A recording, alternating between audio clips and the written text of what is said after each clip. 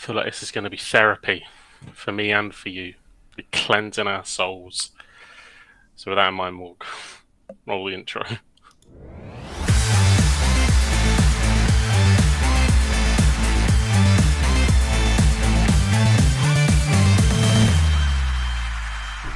Hello ladies and gents, and welcome back to the Football Booth Podcast, episode 16. My name is Fennan, and joined alongside me I've got the ever so graceful Mayhem. How are you doing, my friend? I'm good, mate. I'm good. Good that seems to be. we've done 2 weeks on the trot now. Happy fucking days. It feels like it's been a while. I know, you can't believe it. Coming out the other side of whatever this shit's been that's been lurking for the past 3 weeks. So yeah, physically feeling better. Mentally, feel like this at the end of this podcast, I'll be feeling better. I feel we both will. I think we're going to be wrapped up on the games pretty quickly and into rants. Yeah, no, exactly. I mean, we even had as we just did then, like we had like a little warm up of talking football nonsense of which derby's better than others, and we just pretty much slated every derby under the sun, bar 2 or 3 perhaps. But yeah, here we are. We've got about a week to go of the January transfer window. I don't think we have a lot to talk about with this because it feels like our teams have done absolutely fuck all during it. We have in fact signed a player, but then loaned him out straight away. So that's really all the business we've done. Been linked with every name under the sun, as you can imagine. I imagine also with Celtic it's fairly identical because social media tends to, get that rumour mill spinning. But you were in action this week. Unlike last week, Celtic did actually take to the field against Minnow's Bucky Thistle. Wee Bucky. It's like a verb for what you could have been doing on the way to the game. No, exactly. Thinking a wee bottle of Bucky.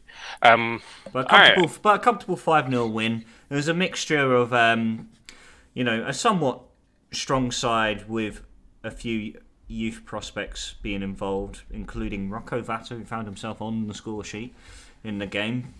But would you like to elaborate on how the game proceeded? Well, yeah, look, I think in terms of the team, it was pretty much as strong a starting lineup as we could have put out. Some notable people that were rested. Obviously, Callum McGregor wasn't there. James Forrest was left out, which I think a lot of people thought he may have got a run out. Cameron Carter-Vickers was missing. The new boy Nicholas Kuhn was unveiled even at half time, but wasn't in the squad. He'd only trained a couple of times, I think. We maybe thought we'd see him off the bench, but wasn't to be. So we went pretty much as strong as we could. Looking at the lineup now, like you said, it is quite it is a very strong side. Like you said, by the few like Thiago Holm coming into the side, Leon Abada back in the starting 11. So yeah. And I think with the people that are away at the Asian Cup, that's pretty much as strong as we could put out. Callum obviously rested. God knows that's a thing that can happen. Callum McGregor rested for a football match. Who'd have thought you'd see the day? Thiago homecoming, and it was as much as you would have expected. It was horrendous weather as well. Absolutely dire weather. So yeah, just getting through the game and managing the game, making sure we didn't walk away with any further injuries, and ultimately Bucky Thistle come with the low blockers. There was always going to, and it was Celtic's challenge to break them down. Pretty much the same challenge we face every week. Barring a few teams that obviously come to the Celtic Park and are going to have a go. So it wasn't anything new for us. The first goal was crucial. And it was a saucy little goal from Pablo Bernardo, a man that has. I think if you'd have spoke to most Celtic fans at the 1st of December and said, Bernardo, what do you think? Well, he's done all right, maybe against Atletico, maybe, but I'm not really for him. Fast forward to the end of January, pay the $6 million now, bring him in. get it done. Yeah, What it's funny how what things can change so quickly. Yeah, no, what he's what a way to step up though. what a toe poke away at Dundee can do for a man's career. I know, right? Um, but yeah, the goal was beautiful. It had you know nostalgic vibes of the Jota chip against um, them at home. And it's slotted through. Matt O'Reilly slots him through. Matt O'Reilly just doing Matt O'Reilly things. Perfect weight on the ball. You thought for a minute it stuck under his feet, but his second touch took it beautifully out of his feet. Um, and he dinked it over the keeper beautifully, 1-0. And I mean, he was about 2 yards onside, which is a good thing because the officiating in this game, for a game that again was played in good manner, there was no flare ups. For there to be so many talking points, I mean, I've only glanced at the stills, but I'm pretty confident that Celtic have had 2 goals that were onside, chalked off, and they were checked by VAR. I mean, Liverpool fans that thought you were hard done by. Okay, we won the game. Liverpool fans that thought you were hard done by at Tottenham because you lost the game. We've had 2 in a game. I mean, let's request the audio. I guess that's a thing we can do now. But we'll request the audio. Yeah. Um, they were talking about again. They were checking a penalty for when one of the things was offside. Brendan Rodgers very beautifully put it. I don't know why they were checking the penalty because the penalty doesn't count when it's offside, as we know. I don't know who he was. I don't know if that was offside. Oh, Um, slight dig, slight dig. but but ultimately, yeah, the game was always going to go one way. Kyogo obviously getting on the score sheet, what was good. Lila Barda setting out. Thiago Home did get a goal, another Matt O'Reilly assist, quick feet, and he stuck it in. Thiago Home, it just disappointed me a wee bit. He's playing the six, which is never going to be his position because it's always going to be Callum McGregor's. Hmm. But you've got a chance. Here you are. Like Callum McGregor's having the day off. He's got his feet up. Go and show us that. All right, look, maybe Callum could play a little bit further forward. Maybe we could mix the midfield up sometimes, and Callum could go forward, and you know, if Hatate's not on it or Bernardo's not on it, Callum goes forward. Home can come in there. He just showed fuck all.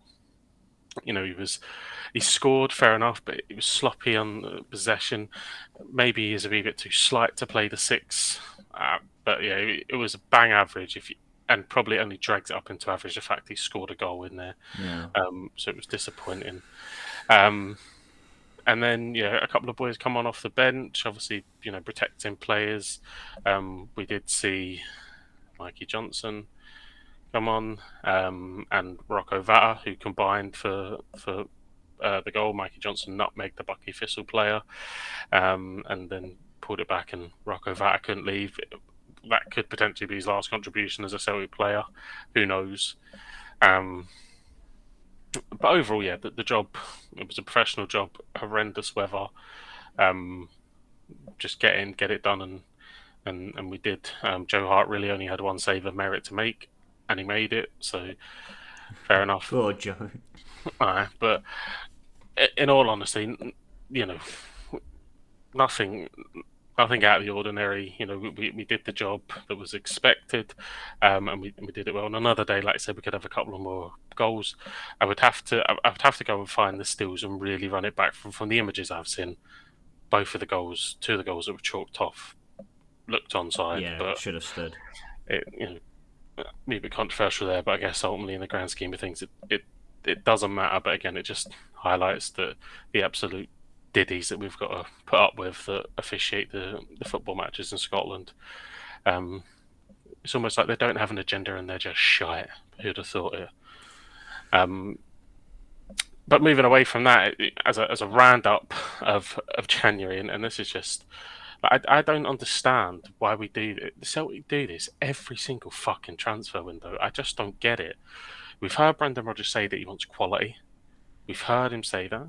Not the generic shite that a manager comes out with saying, "Like, I'm happy with the squad, and if we can get a few in." No, he's literally said he wants 3 or 4 quality players in. We've got one player in, um, who obviously we signed from Rapid Vienna. He's been at Bayern Munich. He's been at Ajax, so he's had some pedigree in the past. We've signed him for 3 million. He's that kind of profile of player that we would be looking at. Yeah. And when it's Celtic, you can't really write anyone off until you've seen him play, because you look at the likes of Matt O'Reilly, who had really heard of him until he come in. No one, Kyogo, the Jota, the list goes on of people that you hadn't really been on your radar, but they come in and make an impact. So that's grand. I think we probably all thought we needed a right winger. We've got a right winger, but nothing else. And we were linked with Owen Beck. That Oh, was, the Liverpool boy, yeah. and Welsh then boy. Jurgen Klopp brought him on against Bournemouth, so that deal's dead, because he obviously was on loan at Dundee and then he's played 8 minutes at Liverpool, so that deal's dead. Um, and it just feels like we're at the back end here and we're scrambling. At the same time, we were talking about wanting to trim the squad. David Turnbull's still here, which was a name that was thought to be leaving. Mikey Johnson still here, which was a name that was thought to be leaving. Rocco Vata, there just doesn't seem to be a decision either way. Um, and again, I've said multiple times, if he wasn't getting in the squad in front of the likes of Yang and that, then I don't honestly see any point in him staying at the football club. Um, and then, as of today, there's been a bid from Atletico Madrid to loan Matt O'Reilly with an obligation of buying him in the Oh, summer. no. If the board accept this, then I'm sorry, like, heads have to roll, because 100%. And they've left it to the last week, and it's at that point now in the transfer window where there's not going to be a lot of recognised quality about, and you're scraping the bottom of the barrel essentially. yeah, we all knew we needed a striker. If Kyogo gets injured, we don't have one because O's away.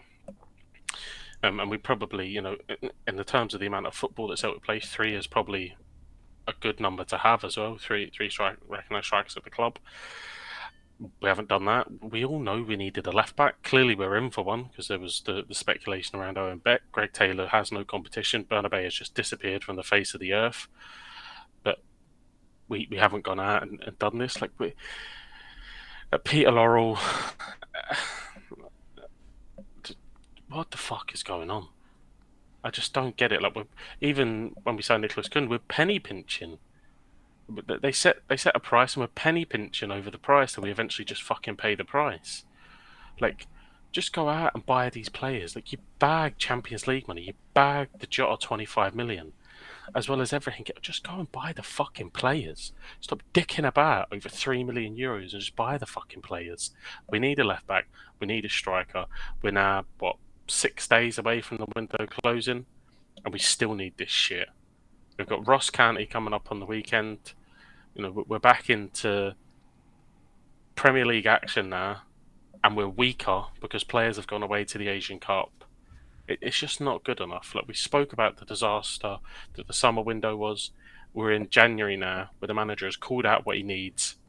He hasn't fucking got it. It's a similar pattern here to when he left for Leicester. And who could fucking blame him this time?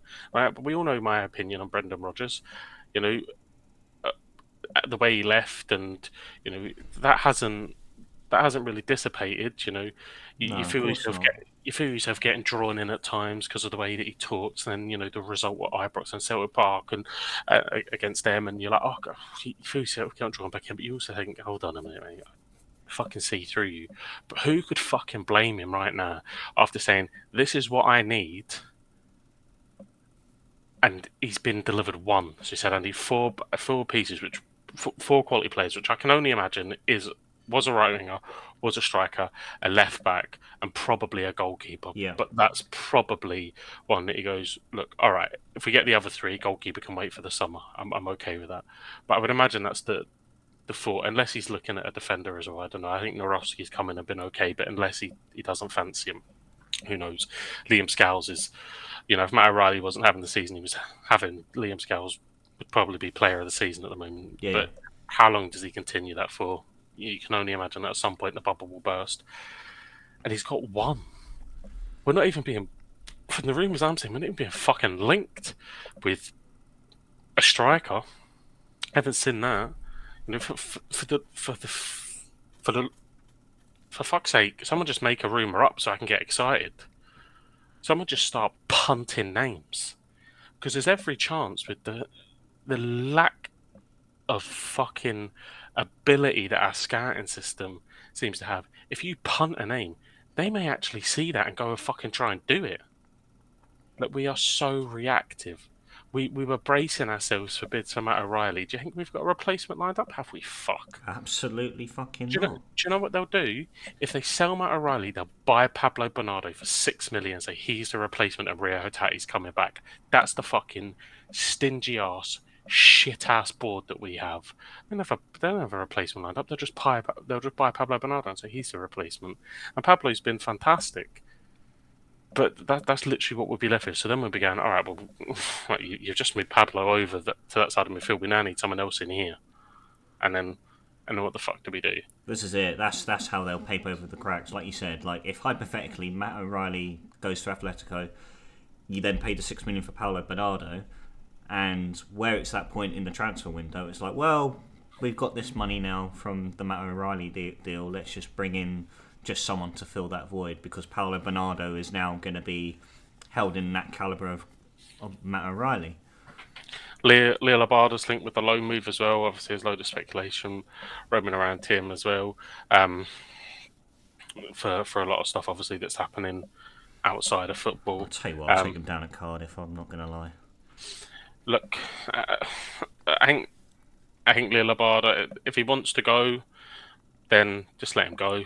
I mean, he's had good stats, but ultimately, I don't really think it's a position that he's locked down at his own. Were we happy to see him back? Yes, but again, that's caveat by the fact we've been seeing Mikey Johnson on the fucking right. So God, that's the truth. You know what I mean? Like in terms, pardon me. like he's speedy, but I mean against Bucky Thistle, the amount of times he's offside, you're playing against Bucky fucking Thistle. That's it. Like, It's a training game. you know what I mean? So he obviously gets his assist. He was all right, but I mean, his numbers are okay, but I think we've all watched Lillard enough to know where his weaknesses are, and I think we could easily. I mean, it's one thing saying it, but I think we could go out and improve. It's another thing, you know, the incompetence of the settled recruitment team actually going and fucking doing that. But if he wants to go, yeah, like I would let him go. I wouldn't keep a player that's unhappy and pressurised from other things outside of Celtic to not play for the football club. So if that is happening, again, it's all speculation. I don't know if that is happening, but that's obviously the rumor that there's a lot of pressure on him from you know the national team, the national manager, and potentially people in and around his personal life.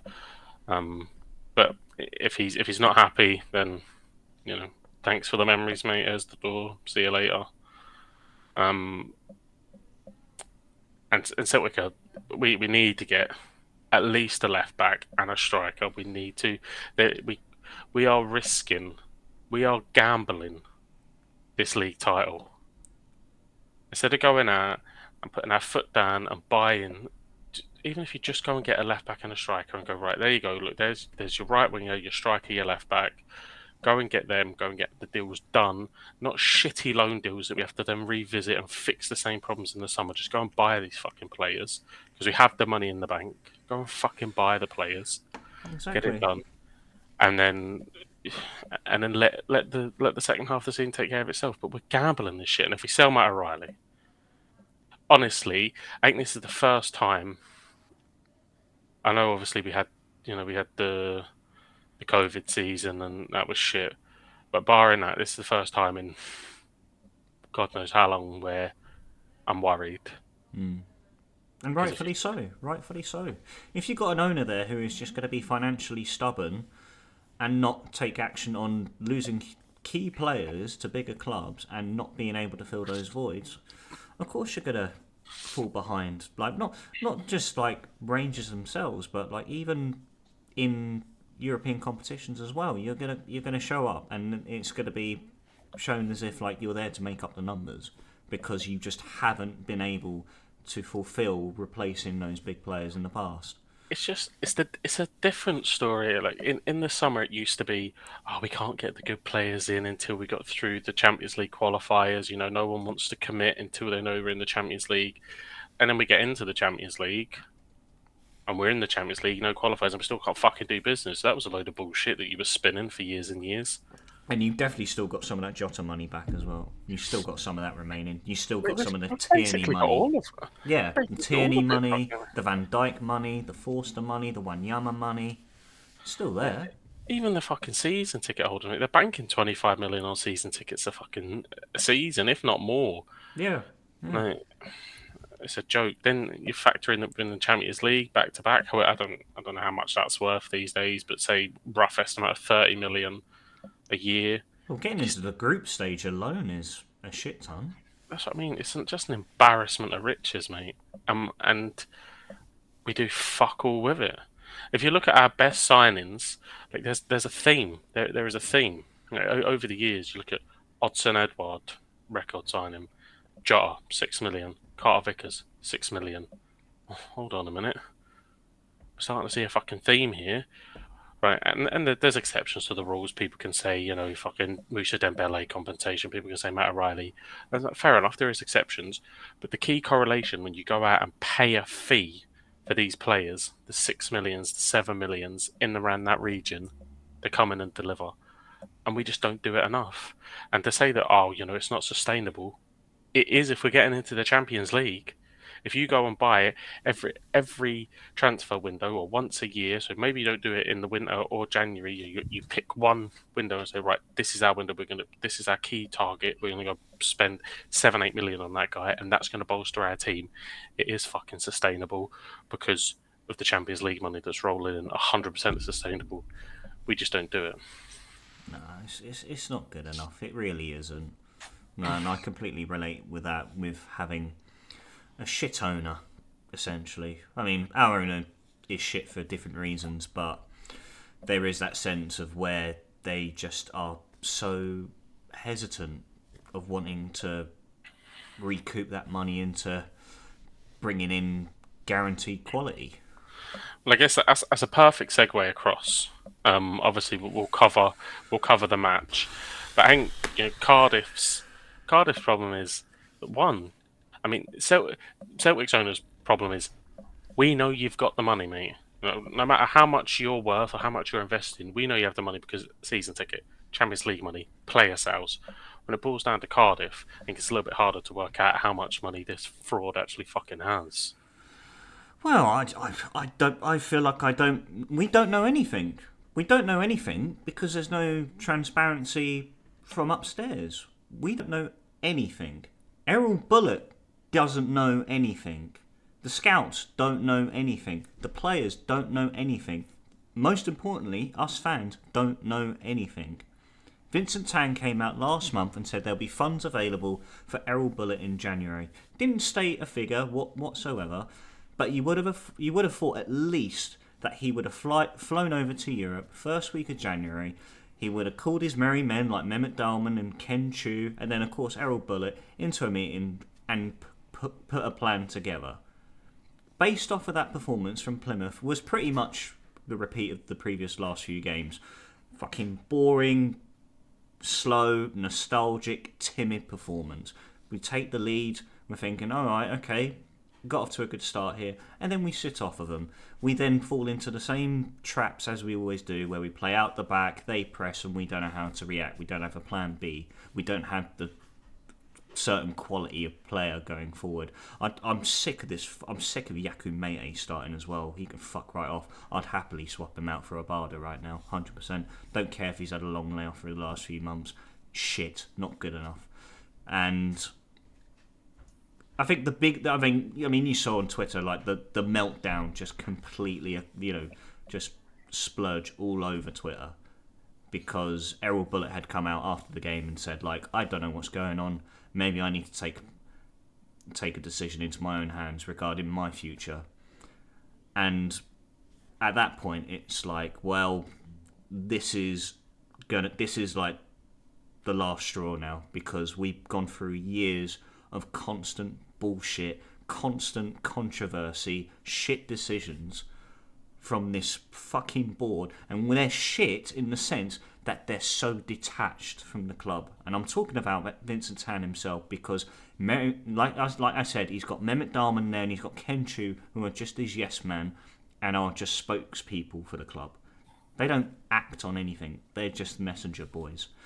And the fact that Bulut has come out and said that he hasn't had any conversations with Vincent Tan after being promised all these, these funds to strengthen the squad in this January and really sort of build this foundation that he's got at the moment. Like, Erol Bulut is the best thing to happen to us since Neil Warnock. This is the closest thing we've had to having togetherness at the club completely.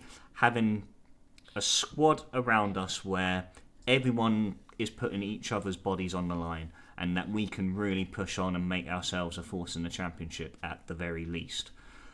And the fact that he turned round and said that he'll have to consider his future, that's what fucks me off. Because, again, it's just poor direction from Vincent Tan. And it's only a few days ago where Mehmet Darman comes out and says like, "Oh no, he's a big part of our plans. Erol Bulut's not going anywhere." You can't make that decision for him. If Vincent Tan has made these promises a month earlier and has not been able to fulfill them, Erol Bulut has every right to walk, just like Brendan Rodgers does at Celtic. Because again, there is that stubbornness of wanting to take this club to the next level. And like I said, like Vincent Tan has nothing to do with this club, barely anything to do with this club. Comes over for a game once every fucking 4 seasons. Okay, he's done all right so far. He's managed 2 in 2 years. Good job, mate. And again, we haven't acted at all. We've still got Deadwood on the side. We lost a centre back on loan who went back to Nottingham Forest and Jonathan Panzo because Gutas and McGuinness were holding down that line. But I tell you what, the confidence in those two at the moment, Gutas was wank against Plymouth. Definitely worth a shot of dropping him for a week or so. Let him have a rest, as he has played an awful lot this season, and give Panzer a run out. We can't do that now because he's fucked off back to Forest because Forest have said you ain't playing him enough. Because you've got 2 centre-backs there that are playing him week in, week out, have been consistent, but then in the last few weeks, it's just completely just filtered down to the side where every player is just lacking so much confidence. We look a shadow of the side as we did at the start of the season. It's competition as well. Like I don't think there's any real surprise that their dip in form comes directly in correlation with their biggest competition going back to Nottingham Forest. So they're almost like, we're bankers to get into the team. That makes performance levels drop. Like, competition for places is good. It pushes people on. And we're seeing it more and more now. Like, the FA, the Premier League, the Football League, they all need to get their heads together, and so everyone in football does. I mean, it goes everywhere to really start to buckle to dig down and see to do a competency check for owners, because we're seeing it with Reading now. A team that was formerly in the Premier Oh my League. word! Do you honestly? I feel, but you know what? You mentioning Reading there now. Do you feel we have a right to complain after all the shit that's going on at that club? Yeah, like You I know, get it. like, you know what I mean? We're spoilt brats. I get it 100%. But you can't help but feel passionate about your own club. Absolutely, absolutely, But of course. 100%, our problems. We're not signing enough players, dropping the ocean to the absolute fucking shitstorm that's brewing at Reading. But we're seeing it more and more. Like Bury, teams like Macclesfield, Reading. The, the the absolute disaster that is running through certain clubs in the football league. That there needs to be a competency test that needs to go on, and not just for people buying clubs, people that are actually there now. Like, you see it with Wigan as well.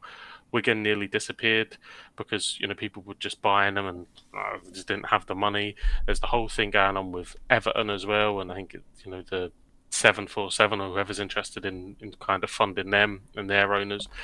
Something needs to be done. Are we going to start to lose football clubs? We already have lost football clubs, the Yeah. likes of Bury, people that have had to go down and then make Phoenix teams to come back.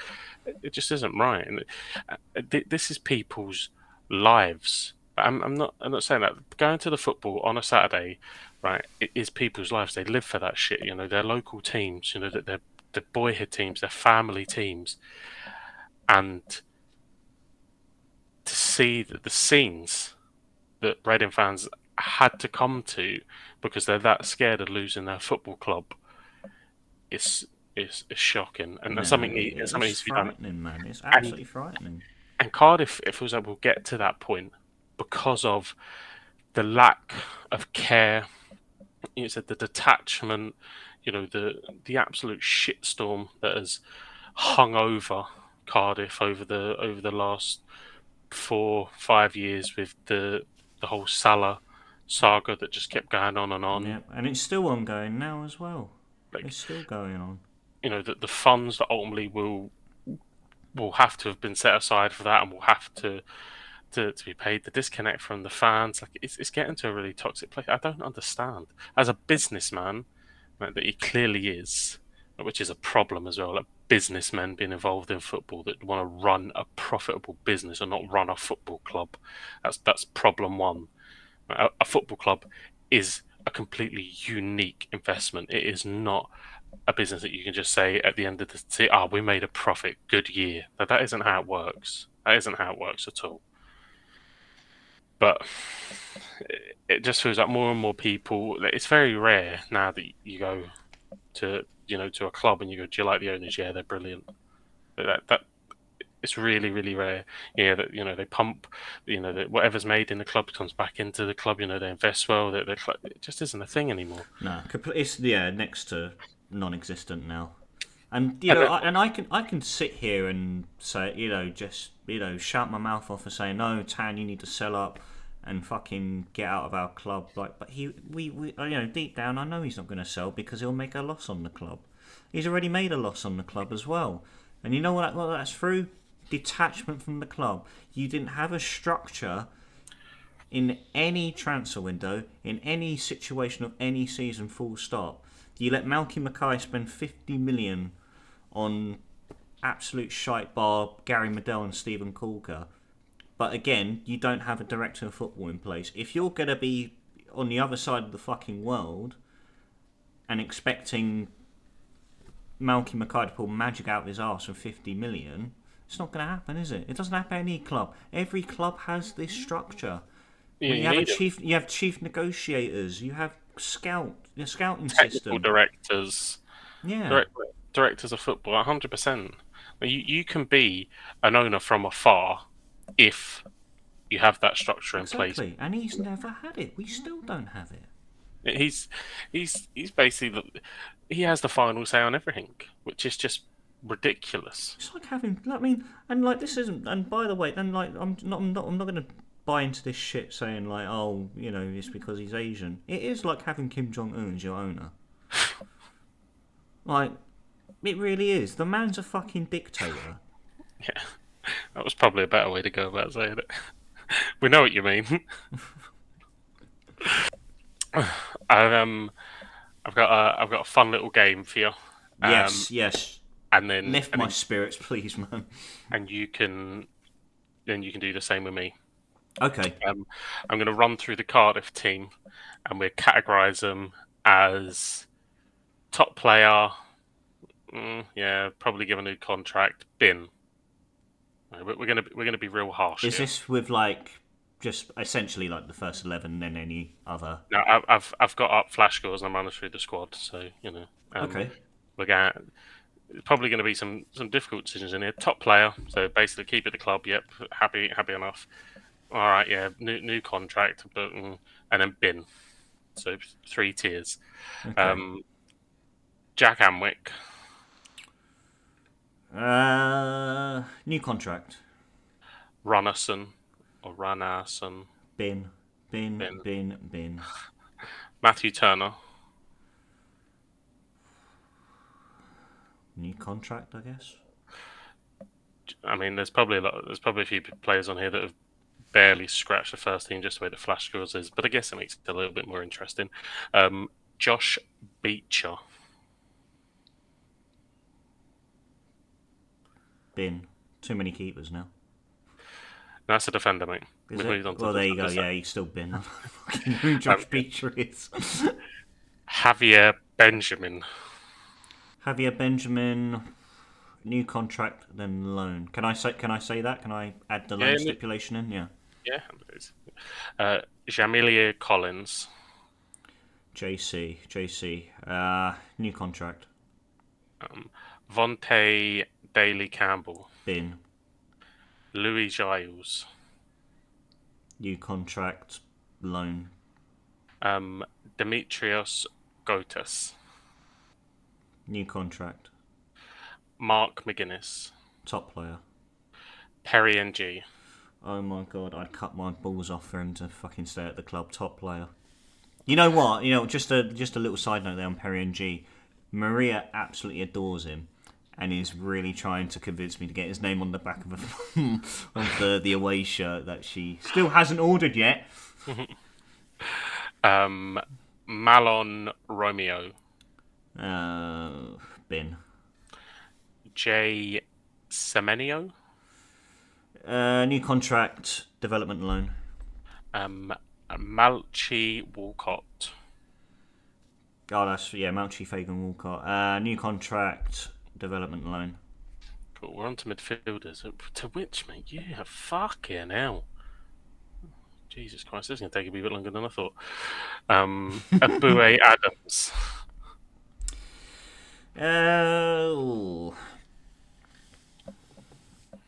Oh, he's a weird one. He is, because he's versatile. Fuck it. Yeah, new contract. Cameron Antwi. New contract loan. Kian Ashford. Oh, yes, new contract. I love that boy. Joel Colwill. New contract. Look at Ruben Colwill's brother being named Joel. Top boy.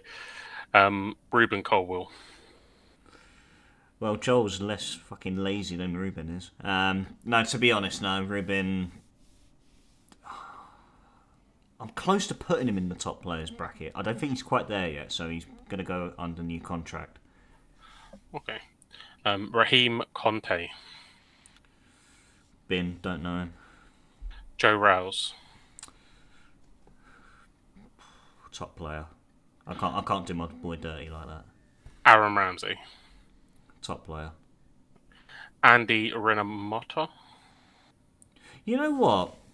I would, if you asked me that 2 weeks ago, I would have said Bin. But he's come in. He's actually put in a few good shift performances. So I'm gonna go. Oh, yeah, no, new contract. Romani Sawyers.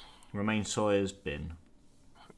Manolos Siopis. Siopis, top player. Cody Twos. New contract, loan. Ryan Wintle.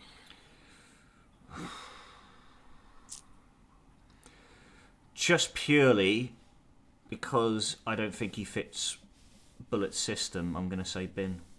Right. Josh Bowler. Top player. James Kroll. James Kroll, new contract, loan. Keon Atete. New contract. Carlon Grant. Oh, he's on loan anyway, but if I could offer him a contract, I would. Yako Mete. Bin, fuck him off. Callum O'Dowda. New contract. Callum Robinson. Bin. Ollie Tanner. New contract. And Morgan Wigley. Top player. No, I'm joking. No. New. And then again, yeah, new contract, then a loan. and we're finished with, I guess, with the coach, just to round it all. Erol Bulut. Top player. Top manager. Happy Yeah, days. he's top shagger. I guess that probably does show how hard it is to actually cut a squad, because there's a lot of players there where you're just kind of new contract. Yeah, I know. I don't know if it's just like a sentimental factor or you're just worried. Again, it could be like a Celtic situation where it's like, well, if you get rid of them, who the hell was going to come in? No one or someone worse. So, Right, cool. all right. Well, what I'm going to do, I mean, I don't have the full squad, but I think what I can do is take the lineup and the bench from the Bucky Thistle game, but then of course Be add. interesting. Yeah, but there'll definitely be some play. All right, well I'll mention the ones that didn't feature and that are away on Asian Cup duty. So Callum McGregor, Top player. Kyogo. I know he's still here, but I'm going to say Kyogo. Top player. O, New contract.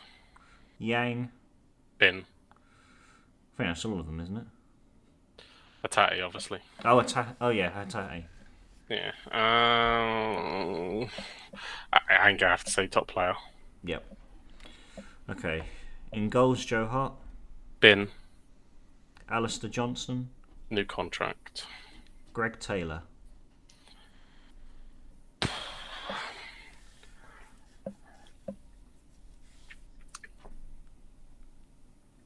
I think because of Brendan and the way he wants to play, it may come across really harsh because he has been a really good servant. But I think if we're being honest about his ability in to really perform and play to the managerial style, I think it's been, Okay. which Liam is Scales. harsh. Yeah, it A is lot of people harsh say because it's harsh.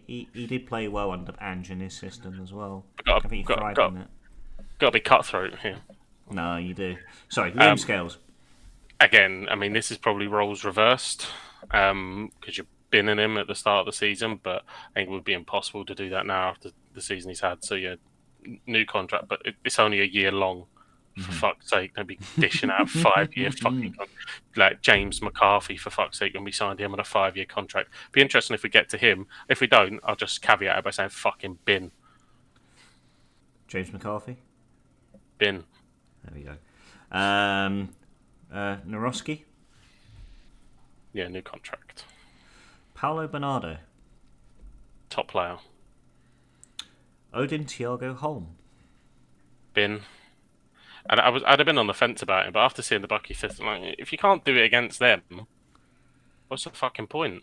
No, exactly. Like, you shit the bed in Europe, dived in with a big tackle. You haven't really come into feature. Paulo Bernardo's now pretty much locked down that position. He'll be competing against Hatate when he comes back. O'Reilly is, player of the season. You're not going to play in the sixth role. What's the point of you being at the club for us and for your career? Because you're good enough to go and play somewhere else, 100%. But are you good enough to impact the first team at Celtic? Not right now. No. No, can't say I disagree. I know the answer to this one. Matt O'Reilly. Top player. Leo Labada. Bin.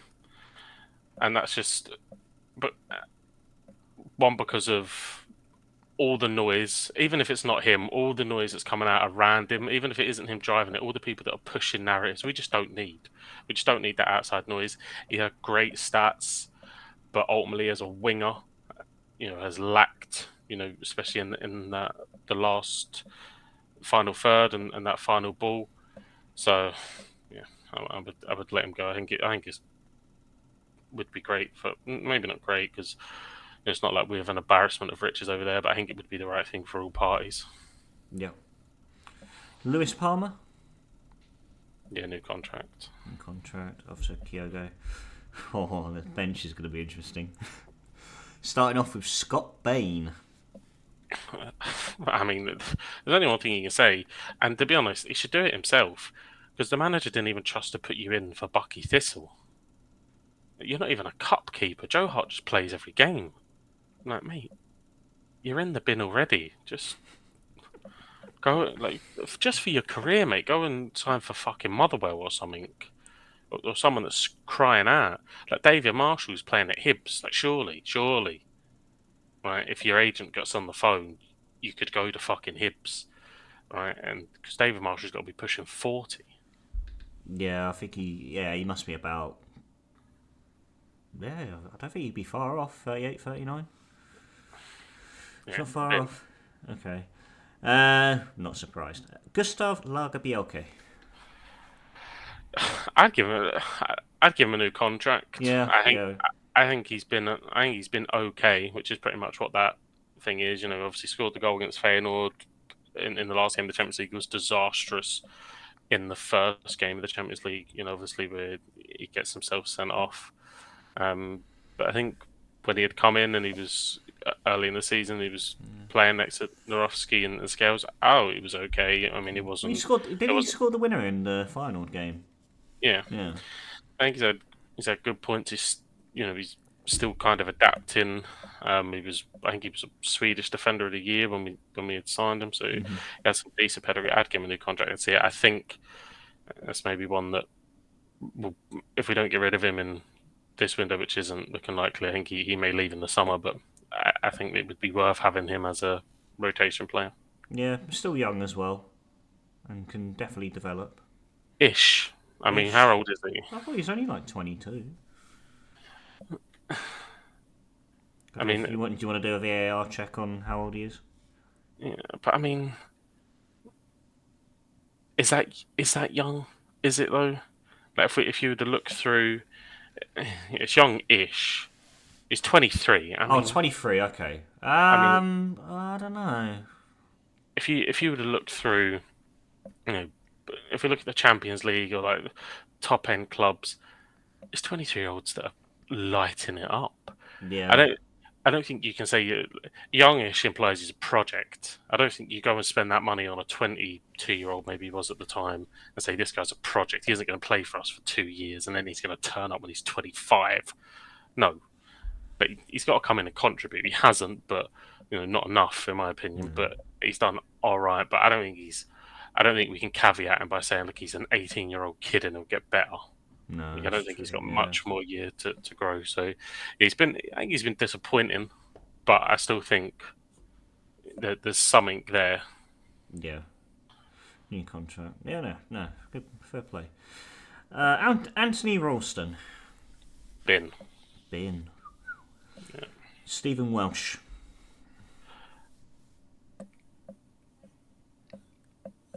I mean, he's probably exactly the same as Lager Bielka, apart from the fact he's in the. He's come up through the academy. He's not young anymore. You can't class him as a project. No. At his age, he needs to be coming into the team. To be fair, he was getting a run at in front of Narowski, that we paid €5 million for. In front of Lager Bielka, that again we paid like €3 million for, and then obviously he got injured again. Um, so I think he's okay, which probably means the new contract realm. Um, but I guess you would probably take your pick. Really, if you were cutting it down properly, you would probably take your pick and say, right now, Carter Vickers, Narowski, and Scales because of the season he's had. And if we were in the summer, we'd probably be looking to add to that. Yeah. So essentially, He'd probably make the cut. He wouldn't make the cut. Yeah, I think out of probably just recency bias of Lagerbielke's just come to the club and Steve Mosher's been here for forever and not made it. Been, but they're pretty much the same player. And I mean, again, if you're actually doing it realistically and you wasn't just running through the list, you'd probably keep Welsh because he's homegrown at club and all the shit that comes with European stuff. He'd Oh probably. yes, with the registration and But whatnot. in terms of just like me off the cuff, Bin. Bin. Alexandro Bernabe. Bin, I don't even know where he is. He may already be in one. Fuck knows. Living out of one now, isn't he? I don't even know where he is, mate. To be honest, disappeared. Celtic do this with players. People just disappear when they come to the football club. Well, he was on the bench for you, Was he? so No? yeah, he was on the bench Fair against play. Bucky Thistle. So he's still alive. That's what we know. Good for him. Daniel Kelly. Yeah, academy prospect. He come on for a little bit. Don't know a great deal about him apart from the Celtic B team is in tatters at the moment. But yeah, I'd give him a new contract. New contract. That's fair. David Turnbull. Bin. Um, this is completely written in the stars with this fucking bench, I tell you. And the last substitute there for Celtic is number 90, Mikey Johnston. Top player. He's had his nutmeg on the Bucky Thistle player. That's his brilliant caveat to now What guy? fuck off. He got a brace against Dundee. We can't be too hard on him. I mean, what a Christmas miracle. I know. I know. I believe it. It was people actually saying that we've been too... When he scored those 2 goals, how we've been too harsh on him. Too harsh? I mean, do you not have eyes? The guy is fucking atrocious. Like, Palmer doesn't strike me as a workhorse, die-hard winger that's going to come back and support the fullback. That's not what he strikes me as. But Tavernier was ineffective in the game because at least Palmer was tracking him a bit. Yeah, exactly. Johnson come on and he had the freedom Yep. of the right-hand side. But you can't even track a player, and we're being harsh on him because he scored 2 goals at fucking Dundee. That's it. No, that's what I said after the Rangers match. Couldn't track his own fucking shadow. Awful. In the bin. Get him. In the bin and fucking stay there. And yeah, I think I named everyone. I don't know if there's any honourable mentions you wanted to bring up. The honourable mention is apparently, and I don't know how true this is because it is Twitter sphere, but West Brom are interested in Mikey Johnson. So I don't know what we've shown them. But apparently. You know what? I'd love to know who the chief scout is for West Brom. Because again, Mikey Johnson's... Well, if he obviously had something for fucking Kenneth Zahor, because we managed to get 8 million out of him when he fucked off the West Brom. Jesus Christ. Yeah. Anyway, that club makes some questionable decisions. That's Steve Bruce. I tell you what, Steve Bruce, what nicest man in football.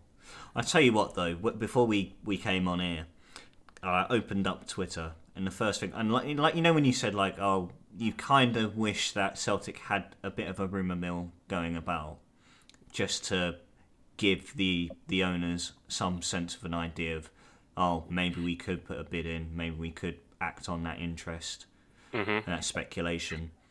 First thing I opened up. Cardiff are eyeing a loan move for Nat Phillips of Liverpool. Oh, fuck. Yeah. So, be careful what you wish for. But no, apart from that, it's just been the same names, like fucking Kiefer Moore, Ryan Giles came up, he was like, oh yeah, get the band back together. Then the odd Turkish player, or just any player that plays in the Turkish league. Ryan Kent came up as well. Wow. That was one that made me shit the bed, but I think he's off to Dinamo Zagreb, thankfully. And so the rumour mill isn't always so kind and can really bring up some fucking skeletons in the closet. But let's transition over a little bit. Now, I might sound completely dumb here, but what is going on with the schedule at the moment of the Premier League? Because the games have been scattered all over the place. Like, you know, there's one day where Wolves are playing Brighton or whoever, West Ham. It feels like there's a Premier League game like every day of the week at the moment. And now Man City went off to Abu Dhabi apparently for 2 weeks for a winter break. Is that now a thing now with the Premier League? Yeah, I don't really know what the fuck's going on either. No. And then you got AFCON going on, you got the Asian Cup going on. I don't know if that's played a part in it either. Keep getting Bet365 up to get the old Aki in on the weekend. I think, fucking hell, it was only... Well, you know what? No, you speaking of Aki's there. Oh my god. Did you see the fucking over-exaggerated return of Ivan Toney? Oh my god. Like, I'm sorry, right? That's an amazing segue. That's a brilliant segue. Yeah, as soon as you said Aki, I went, oh, fucking got it. No, sorry. David Brooks, right, missed football for 16 months because he had cancer. And when he came back, when he overcame it, got no media attention whatsoever. And then there's this twat who fucking put on an Aki every fucking weekend with 80 teams scoring over 2.5 goals. And he gets fucking graced And then he gets graced back like he's the fucking Undertaker. He got a fucking WWE entrance. He scored and got a yellow card. I don't know if that yellow card was questionable. I'd like to see his betting history. Do you see his celebration as well? Where it looked like, I think he was trying to point to the badge, but he's pointing to the sponsorship on the fucking Brentford show. I mean, oh my, Best odds, best odds. Yeah, no, but it just sums up football, mate, doesn't it? It sums up the new era of football that we're in. That you know, because he was second top scorer to Harry Kane, and had all this kind of noise around him, and all the eyes were fixated on him, and he performed, he scored, and Brentford Do won. you I see his think. goal as well?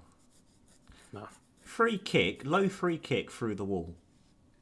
Like, it is like one of the worst free kicks you will ever see in football. dodgy, mate. Get it looked into. Yeah. Check his betting slips as well. But I mean, it sums it up in a nutshell. Like you said, players that have gone through far worse that get absolutely no attention. You said David Brooks there. I'm sure there's a list as long as your arm of people that have come through far worse. And he's done his wee podcast on the Diary of a CEO, and he's got his name out there. And oh, there it is. He's back, and everyone's drooling. I don't understand it. Like, honestly, like all the fucking lights and fucking confetti and everything. Oh, grow up, man. Yeah. And put on by Labrooks. Yeah. Well, they were red after all. Red and white. What's But that coming out of the bookies? Too soon? oi, It's not Michael Chopra anymore. not anymore. Not anymore. He's a good boy now. He's changed his ways. Good Oh, old chops. But honestly, because of the whole weird scheduling with the Premier League fixtures, it felt really difficult to keep up with who was playing and what the score. I mean, I know Wolves and Brighton drew 0-0 the other night, and then everyone else is just honestly, the results have not been exciting whatsoever. Arsenal thumped Palace, didn't they? They did thump Palace. I think that was probably the only appealing scoreline from the Premier League this weekend. Liverpool beat Bournemouth 4-0 as well on the Sunday. Brung on Owen Beck, which killed the deal. Fair play. 4-0 up cruising. 4-0 up cruising. Sheffield United West Ham I'm, 2-2. I'm Two not red cards in added time, no? I'm not bitter. I'm not bitter. I'm not bitter, Klopp, you cunt. You have every right to, mate. No, yeah, we actually don't. It's just sport brat mentality again, but still, fuck you, Klopp. Um, yeah, I see Sheffield United got a late penalty, I think, didn't they? Yeah, late. Oh, fucking McBurney scored it as well. No, I don't care about that game. Don't care. Yeah, but two red cards in added time. It was Ryan Brewster who got sent off for Sheffield United, and then it was Vladimir Soufal for West Ham. So it must have been a scrap at the end. I think there was a lot of noise about West Ham should have had a penalty or something. Although it did, I see something about that, but then it did come back to the studio, and it was Joe Cole and Rio Ferdinand that would do the analysis. Well, that's maybe a wee bit harsh.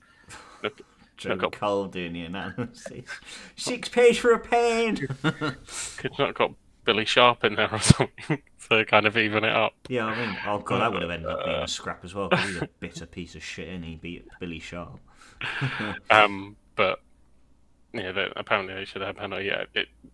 It shows my detachment from the Premier League. That I haven't really watched anything. I was absolutely dumbfounded the other day when the Tottenham lineup come up and Timo Werner was starting. I was like, hold on a minute, when did this happen? Got an assist as well. I know. So when did this happen? So I didn't even know that was a thing until it just popped up, which shows how close I am to it all. Yeah. That's the thing. No, this is the thing. It's like where everything has fallen out of sync with the scheduling. Like honestly, like I've just always checked Sky Sports the next morning after and going, oh shit, fucking so and so played. Like I also saw actually earlier today that apparently West Ham are on the brink of agreeing a loan move for Calvin Phillips. Well, I heard at Newcastle were trying to get that done, but Yeah, because Ki of financial fair play, they yeah, couldn't yeah, agree on something or something like yeah. Well, I think that's probably why they're trying. Well, I know that Kieran Trippier has been subject of a bid from Bayern Munich as of late. Newcastle have rejected I can't even talk. An initial offer of about approximately 13, 12 million. that. It's not worth it. So they don't need money. No, but Like then again, I'm questioning Bayern Munich's recruitment at the moment. Eric Dyer, I forgot about it. like, I'm sorry, who the fuck is his agent? It's Has he such a got? it's such a football manager transfer, Do you isn't know it? what I mean? It's Like no, you know what? It's a FIFA career mode transfer. when you're looking through and you go, what? How the fuck has he pulled that off? He must be on a. He must have fucking got to the airport quicker than he got up the fucking stands that night in Europe. It's got to be in Harry Kane's contract, isn't it? Oh, he's You've definitely got had. to He's sign had me, an pal. influence on it. He's had an. You've got to sign me, pal. Yeah, he's very versatile. I don't get it. I'm so. And then now Kieran Trippier's on their list. Yeah, I mean, it would be a strange one. 12 million. I don't think, in terms of what he brings to Newcastle, I know that Bayern Munich aren't going to pay over the odds for him because of his age, but in terms of the experience he brings, like top level experience, obviously playing Atletico Madrid, winning the league, as playing in the Champions League, like you can't go out and replace that with £12 million. No, So exactly. I think they have to keep him. The problem is that they have to sell to buy. Um, that's the caveat. That's what they have to do.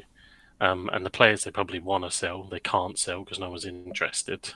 No, because another Um, twat put on one too many Akis and got himself banned for a year. but the likes of probably like Longstaff, Almiron, these Lascelles. they've probably moved past these guys. You know what I mean? But they just can't get them off the books. No, that's it.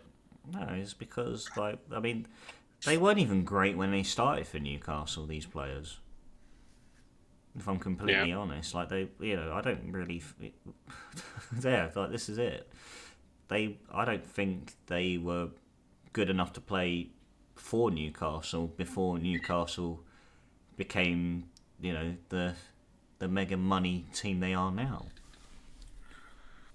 they're playing that Comrade Lima or Lima. He plays right back for Bayern. It's a bit fucking mad that they're bidding for Trippier. Unless they're probably looking to push Lima into midfield, because I think he's a bit more familiar in that role. I know he was when he was at Leipzig.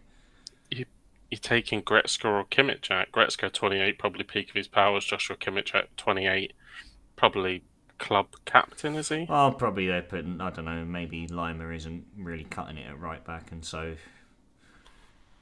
I know. get yourselves a 30-year-old Kieran Trippier. And They do sign some mental people. Like Chupa Moting is still cutting about their bench. Chupo Moting, mate, he is the biggest shagger in football to date. Honestly, that guy has had quite the journey of a footballer. He really has, mate. Fucking Stoke to PSG to bloody Bayern Munich. But yeah, the problem, no, they can just basically sign who they want, can't they? Though, to be honest. Oh yeah, absolutely, absolutely. Well, no, but like we said, 6 days to go of the transfer window. We do have FA Cup action this weekend as well. So I imagine when we return next week, it will all be the drama that has taken place on deadline day and then any other big moves that have taken place before then as well. But I feel we need to wrap ourselves up before we go absolutely mental. Mayhem, absolute pleasure for this evening. Thank you for joining me. Always, like you said, I feel that was so therapeutic. We needed that. Yeah, if you feel better and you after slating your board for an hour, it feels good. Absolutely. And there's still probably going to be more to come. As long as Vincent Tan's still fucking breathing, the mong. Ladies and gents, thank you very much for tuning in. If you are new to the Football Booth podcast, you can check out all our episodes on Spotify, Apple Podcasts and Audible. If you want to check us out on the live recordings, head on over to our YouTube channel at the Football Booth. Like, subscribe if you're new, ring that bell for notifications, leave your comments down below. And until next time, ladies and gents, I bid you all good night and a star.